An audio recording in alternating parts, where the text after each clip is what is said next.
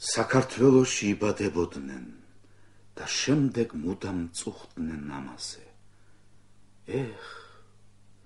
წუთით მაინც დაბრუნდებოდეს ჩვენი ბავშვობა და სილამაზე. თავს არ მოიკლავს ქართველი არა, ის შეიძლება ბრძოლაში მოკვდეს ერთი იმედით, სიცოცხლე მარად გაგრძელდეს ქვეყნა და განმეორდეს. საქართველოში როცა კვდებოდნენ, უფრო და უფრო წუხდნენ ამაზე, წუთით მაინც დაბრუნდებოდეს ჩვენი ბავშვობა და სილამაზე.